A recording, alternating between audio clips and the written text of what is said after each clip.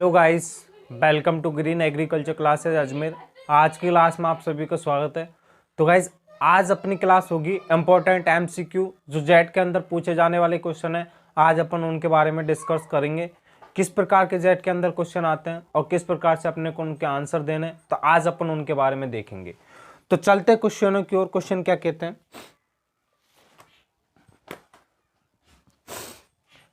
पहले क्वेश्चन की बात करते हैं अपन।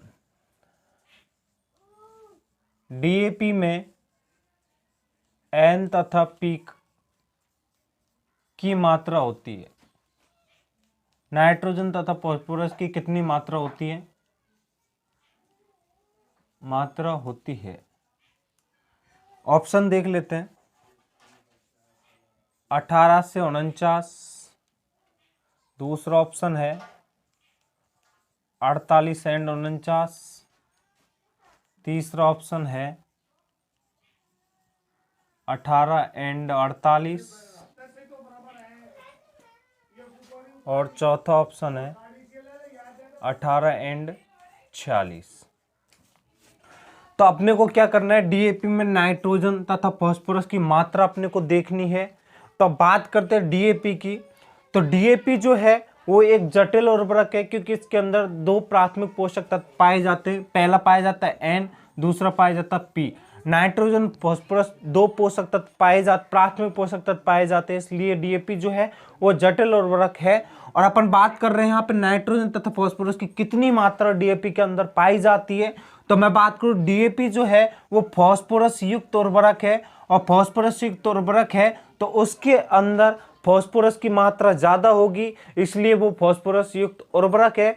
तो यहाँ अपन ऑप्शन देखते हैं 18 से 49, ये बिल्कुल गलत है। डीएपी के अंदर जो नाइट्रोजन है वो फास्फोरस है वो 40% पाई जाती है, और नाइट्रोजन 18% पाई जाती है। 48 49 ये भी नहीं है। तो अपना आंसर है नाइट्रोजन जो है वो नाइट्रोजन होती है 18 और फास्फोरस होती है 40। तो अपना आंसर जाएगा वो जाएगा चौथा ऑप्शन। बात करते हैं यूरिया की। तो यूरिया जो है वो एकल उर्वरक है, और यूरिया के अंदर जो नाइट्रोजन पाई जाती है, यूरिया के अंदर नाइट्रोजन कितनी पाई जाती है? वो पाई जाती है 46% नाइट्रोजन यूरिया के अंदर पाई जाती है। और इसका उल्टा फास्फोरस, डीएपी में फास्फोरस पाई जाती है, वो पाई जाती है 40% फास्फोरस डीएपी में पाई जाती है। तो ये हो गई यूरिया डीएपी की बात। अगले क्वेश्चन की ओर चलते हैं। इस प्रकार से अपने को क्वेश्चन देखना है कि तीनों ऑप्शन देख लेने। अगर कोई ऑप्शन उनसे मिलता जुलता है, ऑप्शन ऐसे भी दे सकता है, पहले 46 लिख सकता है, फिर 18 लिख सकता है, और फिर अपने को पूछ सकता है 1 व 2 दोनों, ये भी लिख सकता है। लेकिन अपने को पहले दिया हुआ नाइट्रोजन, तो पहले नाइट्रोजन की मात्रा देखनी है, और पीछे फास्फोरस, तो पहले नाइट्रोजन की देखनी है, पीछे फास्फोरस की देखनी है। इस प्रकार से अपने को क्वेश्चन को करना है, कंफ्यूज नहीं होना है क्वेश्चन के अंदर। तो आगे चलते हैं अगले क्वेश्चन की ओर। अगला क्वेश्चन क्या कहता है वो भी देखते हैं।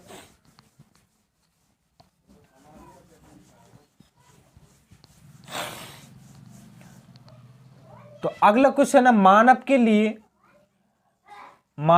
लिए प्रतिदिन कितने फलों की आवश्यकता होती है?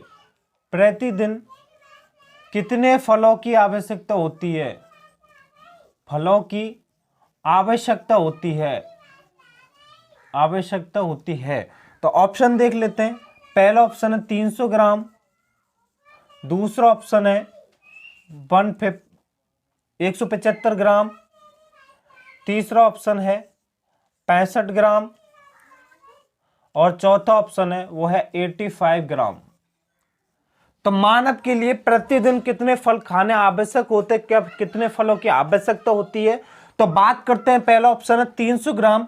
तो मानव के लिए जो सब्जियों की आवश्यकता होती है वो होती है, सब्जियों की आवश्यकता होती है 300 ग्राम। तो मानव के लिए प्रतिदिन सब्जियों की आवश्यकता कितनी होती है? 300 ग्राम, जिनमें से 175 ग्राम जो है वो हरी सब्जियां होती हैं। हरी सब्जियां कितनी होती है? 175 ग्राम हरी सब्जियां होती हैं। मानव के लिए प्रतिदिन 175 ग्राम हरी सब्जियां खानी चाहिए। टोटल मिला के 300 ग्राम एक मानव के लिए प्रतिदिन सब्जी खानी चाहिए। 65 है फलों की आवश्यकता होती है 85 फलों की आवश्यकता होती है 85 ग्राम। 85 ग्राम फलों की आवश्यकता प्रतिदिन मानव को जरूर सेवन करना चाहिए फलों का। तो अपना आंसर जाएगा वो जाएगा 85 ग्राम। और अपने को यह भी ध्यान रखना सब्जियों की कितनी आवश्यकता होती है? 300 ने आकर के वहां 275 भी आ सकता है ऑप्शन में। ये अपने को ऑप्शन देखने हैं, 300 आ रहा है, अगर 275 और 300 दोनों आ रहा है तो अपने को 275 पे प्योरिटी देनी है, लेकिन 275 नहीं है क्योंकि ये हाल फिलहाल का डेटा है। पहले 275 ग्राम डेटा था सब्जियों का, लेकिन अभी रिसेंटली जो डेटा है वो है 300 ग्राम सब्जियों की आवश्यकता मानव को प्रतिदिन पड़ती है। तो ये अपने को ध्यान रखना है। तो आगे बढ़ते हैं अगले क्वेश्चन की ओर। अगला क्वेश्चन क्या है, किस मंडल में ऊंचाई के साथ तापमान बढ़ता है? ऊंचाई के साथ तापमान बढ़ता है, तापमान बढ़ता है। ऑप्शन देख लेते हैं। पहला आता है क्षोभ मंडल, दूसरा ऑप्शन है समताप मंडल, समताप मंडल, तीसरा है आयन मंडल, आयन मंडल, और चौथा ऑप्शन आता है वो आता है सभी। तो ऊंचाई के साथ तापमान किस मंडल में बढ़ता है? मैंने आपको जब पढ़ाया था वेदर एंड क्लाइमेट, जब पढ़ाया था मैंने आपको बताया था, एक सारणी बना के मैंने आपको बताया था कि ऊंचाई के साथ साथ तापमान किस मंडल में बनता है। तो वो अपन एक बार दोबारा देख लेते हैं, यहां किस मंडल में ऊंचाई के साथ साथ तापमान बढ़ता है। तो मैंने आपको कुछ इस प्रकार बताया था, ये था अपना क्षोभ मंडल, ये था अपना समताप मंडल, ये था मध्य मंडल, और ये था ताप मंडल। मैंने आपको 4 बताए थे, क्षोभ मंडल, समताप मंडल, मध्य मंडल और उच्च मंडल। और जो समताप मंडल के ऊपर बताया था मैंने, अब आपको बताया था, वो बताया था आयन मंडल। आयन मंडल के अंदर क्या होता है, रेडिएशन जो होती है, जो भी किरणें होती हैं, वो सब आयन मंडल के अंदर आती है। तो मैंने आपको कुछ इस प्रकार बताया था। तो मैंने आपको बताया था कि ऊंचाई के साथ साथ तापमान क्षोभ मंडल में तो घटता है, समताप मंडल में बढ़ता है, मध्य मंडल में घटता है, फिर उच्च मंडल में बढ़ता है। तो इस प्रकार मैंने आपको बताया था। यह है तापमान। तो क्षोभ मंडल में सर्वाधिक कम होता है, मध्य मंडल में समताप मंडल में बढ़ता है, मध्य मंडल में फिर कम होता है, फिर उच्च मंडल में बढ़ता है। तो इस प्रकार मैंने आपको जिगजैग संरचना द्वारा समझाया था कि किस मंडल में ऊंचाई के साथ तापमान बढ़ता है। तो यहां अपने को क्या करना, आंसर क्या जाएगा यहां अपना आंसर जाएगा समताप मंडल में ऊंचाई के साथ साथ तापमान बढ़ता है, और क्षोभ मंडल में ऊंचाई के साथ तापमान घटता है, और आयन मंडल में भी आयन मंडल में घटता है, क्योंकि आयन मंडल जो है वो मध्य मंडल के अंदर आता है, मध्य मंडल के नीचे आता है। तो इस प्रकार आयन मंडल में भी तापमान घटता है, उच्च मंडल में तापमान बढ़ता है। तो ये अपने को ध्यान रखना है। चलते हैं अगले क्वेश्चन की ओर। अगला क्वेश्चन क्या कहता है,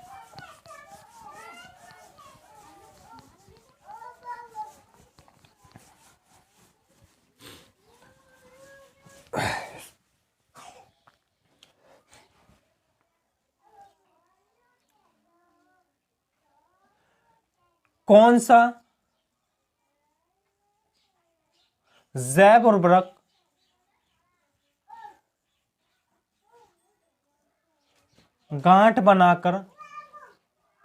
गांठ नहीं बनाकर नाइट्रोजन स्थिरीकरण करता है? स्थिरीकरण करता है। तो अगला क्वेश्चन है, कौन सा जैव उर्वरक गांठ नहीं बनाकर नाइट्रोजन स्थिरीकरण करता है? पहला ऑप्शन आता है BGA, दूसरा है एजोला,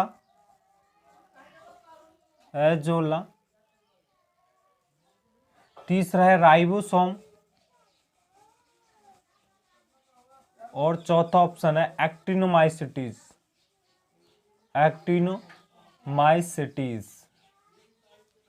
तो क्वेश्चन क्या है, कौन सा जैव उर्वरक जो है वो गांठ नहीं बनाकर नाइट्रोजन स्थिरीकरण करता है? तो बात करते हैं पहले ऑप्शन की। पहला ऑप्शन है BGA। BGA को क्या बोलते हैं अपन, ब्लू ग्रीन एल्गी, नील हरित शैवाल BGA को बोला जाता है। तो यह जो है यह सहजीवी है, लेकिन कौन सा सहजीवी, सॉरी जैव उर्वरक की जगह सहजीवी लिख लो, सहजीवी गांठ नहीं बनाकर नाइट्रोजन स्थिरीकरण करता है। तो पहला ऑप्शन आता है BGA। तो BGA जो है वो असहजीवी नाइट्रोजन स्थिरीकरण करता है, असहजीवी नाइट्रोजन स्थिरीकरण करता है। और एजोला जो है तो बीजे की एक वैरायटी है, वो है एनाबीना नॉस्टॉक। एनाबीना नॉस्टॉक के साथ मिलकर के गांठ नहीं बनाकर सहजीवी नाइट्रोजन स्थिरीकरण करता है। तो कौन सी बीजे की कौन सी वैरायटी, वो है एनाबीना नॉस्टॉक के साथ मिलकर के सहजीवी गांठ नहीं बना करके नाइट्रोजन स्थिरीकरण करता है, वो करता है एजोला। और राइजोबियम है वो सहजीवी है, लेकिन ये जो करता है वो गांठ बनाकर नाइट्रोजन स्थिरीकरण करता है। राइजोबियम जो है गांठ बनाकर नाइट्रोजन स्थिरीकरण करता है। एजोला जो है वो एजोला जो बीजे की जो एक प्रजाति है एनाबीना नॉस्टॉक, उसके साथ मिलकर के गांठ नहीं बनाकर नाइट्रोजन स्थिरीकरण करता है। तो अपना आंसर क्या जाएगा? अपना आंसर जाएगा एजोला। एजोला जो है वो एजोला बीजे की प्रजाति है एनाबीना नॉस्टॉक। एनाबीना नॉस्टॉक के साथ मिलकर के सहजीवी गांठ नहीं बनाकर नाइट्रोजन स्थिरीकरण करता है। और बीजे जो है वो असहजीवी नाइट्रोजन स्थिरीकरण करता है। तो अगले क्वेश्चन की ओर चलता है। अगला क्वेश्चन क्या? निम्न में से, अगला क्वेश्चन है, निम्न में से मृदा संरचना की भौतिक दशा है। पहला ऑप्शन है मृदा जल, दूसरा है मृदा संरचना, तीसरा ऑप्शन है मृदा कणाकार, और चौथा ऑप्शन आता है इसके अंदर सभी। तो निम्न में से मृदा की भौतिक दशा है, तो भौतिक दशा कौन सी है? मैंने आपको बताया था जब मैंने सॉइल साइंस पढ़ाई थी, उसके अंदर मैंने आपको बताया था मृदा की भौतिक दशा कौन कौन सी होती है। मृदा की मैंने आपको भौतिक दशा बताई थी, मृदा तापमान, मृदा जल, मृदा संरचना, मृदा कणाकार, और मृदा वायु, मृदा घनत्व, मृदा दाब, ये सब मैंने आपको बताया था मृदा की भौतिक दशाएं। तो यहाँ ऑप्शन क्या है? मृदा जल बिल्कुल भौतिक दशा है, मृदा संरचना मृदा की भौतिक दशा है, मृदा कणाकार मृदा की भौतिक दशा है। तो यहाँ अपना आंसर जाएगा, वो जाएगा ऑल, सभी मृदा की भौतिक दशाएं हैं। लेकिन अगले क्वेश्चन की बात करते हैं, मृदा की वह कौन सी भौतिक दशा है जो कभी चेंज नहीं होती है, कभी बदलती नहीं है? मृदा की वह कौन सी संरचना है, मृदा की वह कौन सी भौतिक अवस्था है जो कभी बदलती नहीं है? तो मैंने आपको जब भी बताया था, और आप क्वेश्चन के थ्रू देख लेते हैं क्योंकि इंपॉर्टेंट से कई बार पूछा गया क्वेश्चन है, मृदा की वह कौन सी भौतिक दशा है जो कभी बदलती नहीं है। अगले क्वेश्चन की बात करते हैं। तो अगला क्वेश्चन है मृदा की वह कौन सी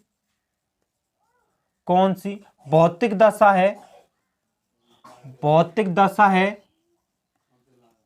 जो कभी बदलती नहीं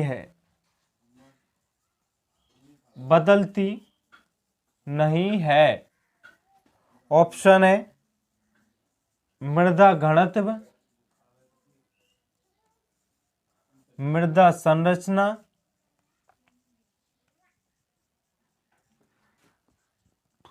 मृदा कणाकार,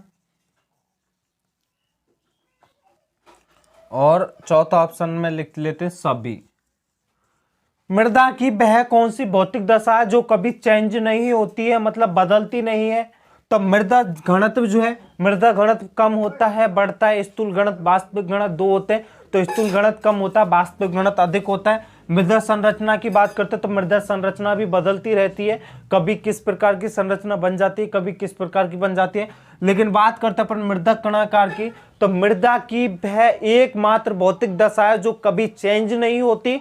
मृदा के कण जिस आकार के हैं वो हमेशा उसी आकार के रहेंगे, चाहे अपन उसको कुछ भी कर लें, लेकिन वो कण कभी बड़े या छोटे नहीं होंगे। जिस आकार के कण है वो उस आकार के रहेंगे।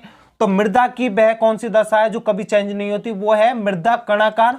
मृदा कणाकार वह भौतिक दशा है जो कभी चेंज नहीं होती है, चाहे अपन उस पर भू परिष्करण करें, शून्य भू परिष्करण कर लें या कुछ भी कर लें, वो कभी चेंज नहीं होगी। ये चीज अपने को ध्यान रखने। मृदा कणाकार को बोलते हैं सॉइल टेक्सचर। सॉइल टेक्सचरों की संख्या कितनी होती है? वो होती है 12। ये भी आपको ध्यान रखना है। मृदा कणाकारों की संख्या कितनी होती है? मृदा कणाकार वर्ग की संख्या होती है वो होती है 12। और इसको बोलते हैं soil texture class. Soil texture class कितनी होती है? वो होती है 12। ये चीज आपको ध्यान रखनी है। मृदा कणाकार वर्गों की संख्या कितनी होती है? वो होती है 12। ये चीज आपको ध्यान रखनी है। अगले क्वेश्चन की बात करते हैं। अगला क्वेश्चन क्या है?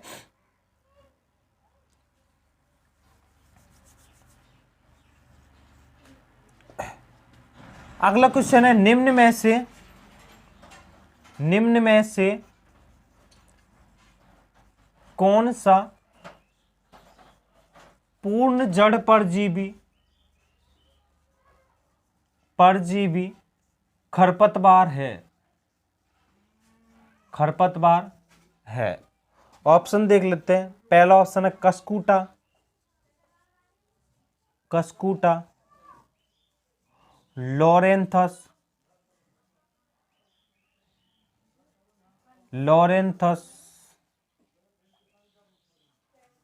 ओरोबंकी,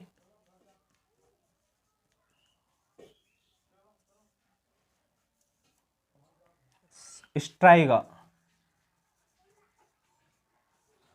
तो क्वेश्चन है निम्न में से कौन सा पूर्ण जड़ परजीवी खरपतवार है? तो वो अपने को यहां देखना है। मैंने आपको जब खरपतवार बताया था, खरपतवार पढ़ाया था, तो उसके अंदर मैंने आपको बताया था पूर्ण जड़ परजीवी, अपूर्ण जड़ परजीवी, पूर्ण तना परजीवी, अपूर्ण तना परजीवी खरपतवार मैंने आपको बताया था। तो वो एक बार क्लास जाके जरूर देखें, वो थ्योरेटिकल क्लास है।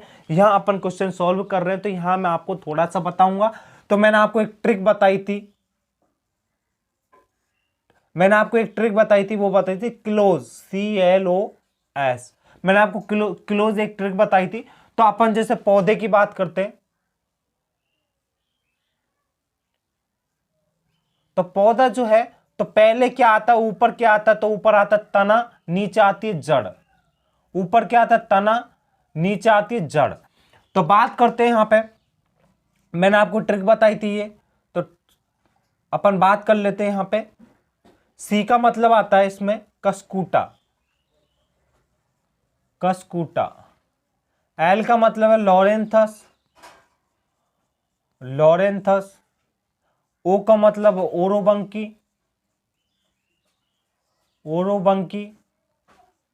और एस का मतलब है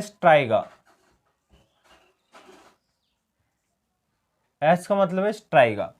तो यहां बात करते हैं, जो पहले जो आता अपना तना आता, तो यहां लिख लो पूर्ण तना परजीवी खरपतवार। पूर्ण तना परजीवी खरपतवार। दूसरा है वो आता अपूर्ण तना परजीवी।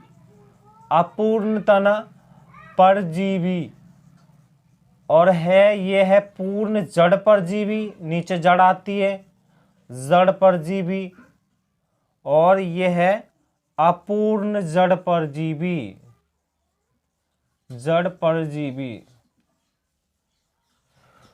तो यहां अपने को क्या है? पूर्ण तना परजीवी खरपतवार कौन सा है? वो है कस्कूटा। अपूर्ण तना परजीवी खरपतवार है वो है लॉरेंथस। पूर्ण जड़ परजीवी खरपतवार वो है ओरोबंकी। अपूर्ण जड़ परजीवी खरपतवार है वो है स्ट्राइगा। तो और इनके लिए अपन फसल भी देख लेते, तो इसके लिए फसलों की ट्रिक है वो है रमेश।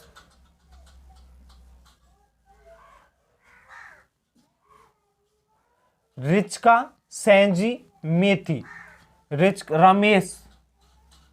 रमेश, रिचका, सैंजी, मेथी के अंदर कौन सा खरपतवार लगता है? वो लगता है पूर्ण जड़ परजीवी खरपतवार, वो है कस्कूटा जो है वो सैंजी, रिचका और मेथी के अंदर लगता है। और यहां अपन देखते हैं, बात करते हैं इसके अंदर, तो इसके अंदर जो आती है स्टार्च वाली फसलें, आलू है, चुकंदर है, जो भी सोलेनेसी परिवार भी इसके अंदर आता है।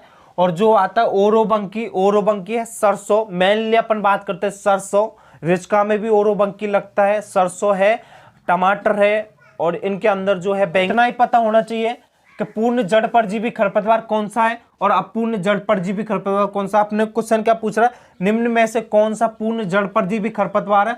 तो पूर्ण जड़ परजीवी खरपतवार कौन सा? वो है ओरोबंकी। और कस्कूटा क्या है? वो है पूर्ण तना परजीवी। लॉरेंथस है वो है अपूर्ण तना परजीवी। ये पूर्ण जड़, और ये है स्ट्राइगा जो है अपूर्ण जड़। ठीक है, ये चीज अपने को क्लियर होनी चाहिए कि पूर्ण जड़ परजीवी खरपतवार कौन सा है, अपूर्ण जड़ परजीवी खरपतवार कौन सा है। ठीक है गाइस, आगे बढ़ते हैं।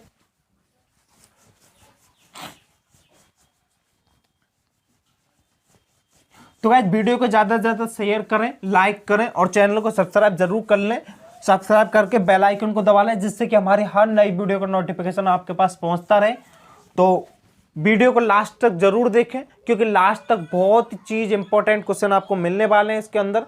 तो लास्ट तक वीडियो को जरूर देखें और अपने दोस्तों को ज्यादा से ज्यादा शेयर। अगले क्वेश्चन की बात कर लेते हैं। निम्न में से किस मृदा का स्थूल घनत्व अधिक होता है? निम्न में से किस मृदा का स्थूल घनत्व अधिक होता है? पहला बात करते हैं रेतीली, दूसरा ऑप्शन आता है वो आता है काली मृदा, तीसरा है वो है बलुई और चौथा है वो है सभी। तो निम्न में से किस मृदा का स्थूल घनत्व सबसे अधिक होता है? पहला ऑप्शन है रेतीली मृदा का, दूसरा ऑप्शन है काली मृदा का, तीसरा ऑप्शन है बलुई मृदा का और चौथा ऑप्शन है सभी। तो मैंने आपको बताया था, जब मैंने आपको सॉइल साइंस पढ़ाई थी उसके अंदर मैंने आपको ये भी बताया था स्थूल घनत्व। तो अपन देख लेते हैं। रेतीली जो मृदा है वो उसका स्थूल घनत्व सर्वाधिक होता है, क्योंकि उसके कणों का आकार मोटा होता है। फिर दोमट या बलुई मृदा का उससे कम होता है, फिर सबसे कम होता है वो होता है काली मृदा का स्थूल घनत्व सबसे कम क्यों होता है? क्योंकि उसके कणों का आकार सबसे छोटा होता है और इस वजह से काली जो मृदा है वो उसका स्थूल घनत्व सबसे अधिक होता है, सबसे कम होता है। तो सबसे अधिक किसका होता है? रेतीली मृदाओं का। रेतीली मृदाओं के अंदर क्या होता है? रेतीली मृदाओं को जो कणों का आकार है वो मोटा होता है। मोटे कणों का आकार होने के कारण वो पानी का अवशोषण भी कम करते हैं। अगले क्वेश्चन की बात करते हैं। अगला क्वेश्चन है यूरिया की खोजकर्ता कौन है? यूरिया की खोज किसने की थी? यूरिया की खोजकर्ता, पहला ऑप्शन आता है वो आता है एच.एम. रूलर, दूसरा है एफ. वॉलर, तीसरा ऑप्शन है दोनों, चौथा ऑप्शन है और नॉन। तो यूरिया के खोजकर्ता कौन है? पहला ऑप्शन है एच.एम. लूरर, दूसरा ऑप्शन है एफ. बॉलर, तीसरा ऑप्शन है दोनों और चौथा है और नॉन। तो यूरिया के खोजकर्ता कौन है? तो बात करते हैं एच.एम. रूलर। एच.एम. रूलर जो है वो यूरिया की खोज करता है। यूरिया की खोज की थी एच.एम. रूलर ने सर्वप्रथम। और यूरिया की सर्वप्रथम खोज करने, यूरिया का सबसे पहले संश्लेषण किसने किया? तो यूरिया का संश्लेषण किया था एफ. बॉलर ने। सर्वप्रथम यूरिया का संश्लेषण किसने किया था? संश्लेषण तो किया था एफ. बॉलर ने, लेकिन खोज की थी एच.एम. रूलर ने। तो यूरिया की खोजकर्ता कौन है? वह है एच.एम. रूलर। और संश्लेषण किसने किया था? संश्लेषण किया था एफ. बॉलर ने। आगे चलते हैं अगले क्वेश्चन की ओर।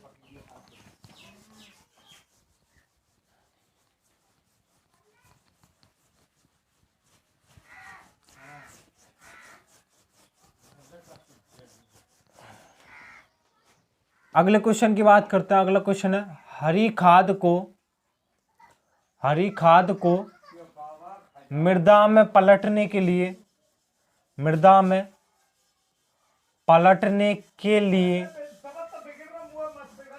कौन से हल का उपयोग करते हैं? कौन से हल का उपयोग करते हैं?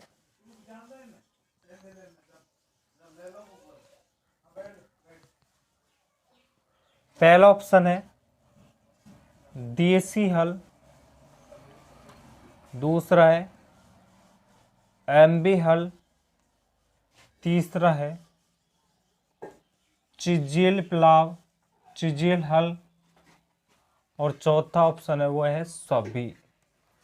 तो हरी खाद को मृदा में पलटने के लिए कौन से हल का उपयोग करते हैं? पहला आता है देसी हल, दूसरा है एमबी हल, तीसरा है चिजेल हल और चौथा है सभी। हल की जगह पर इनको पिलाब भी बोल सकते हैं। देसी पिलाब, एमबी पिलाब, चिजेल पिलाब, ये जो है इनको अपन ऐसे बोल सकते हो। लेकिन हरी खाद को बदलने के लिए कौन सा हल का उपयोग काम में लिया जाता है, वो लिया जाता है एम्बिप्लाप। एम्बिप्लाप को अपन हरी खाद को मृदा में बदलने के लिए एम्बिप्लाप का उपयोग करते हैं। ये चीज अपने को पता होना चाहिए। लेकिन आपको बता दूं, हल सभी जो हल हैं, सभी हल जो है वो प्राथमिक भूपरिष्करण के अंदर आते हैं। प्राथमिक भूपरिष्करण के यंत्र हैं। सभी जो हल हैं वो प्राथमिक भूपरिष्करण के यंत्र हैं। ये अपने को पता होना चाहिए। अगले क्वेश्चन की ओर बात करते हैं। अगला क्वेश्चन क्या कहता है? अगला क्वेश्चन है वो है कॉफी रस्ट ने कॉफी में एक बीमारी आई थी, कॉफी रस्ट ने दक्षिण भारत में महामारी का रूप कब लिया? महामारी का रूप कब लिया? पहला ऑप्शन है 1865, 1969 दूसरा ऑप्शन, तीसरा ऑप्शन है 1845 से 46 और चौथा ऑप्शन है वो है 1869। तो यहां आपने वो क्वेश्चन क्या पूछा, कॉफी रस्ट ने दक्षिण भारत के अंदर महामारी का रूप कब लिया था? कॉफी के अंदर एक बीमारी आई थी, वो आई थी कॉफी रस्ट, और कॉफी रस्ट ने महामारी का रूप कौन से सन में लिया था? पहला ऑप्शन 1865, दूसरा है 1969 और तीसरा 1845 से 46 और चौथा है 1869। तो कॉफी रस्ट ने जो महामारी का रूप लिया था वो लिया था 1969 के अंदर कॉफी रस्ट ने महामारी का रूप लिया था। और 1845 और 46 के अंदर किसने लिया था? वो लिया था आलू का पछेती अंगमारी रोग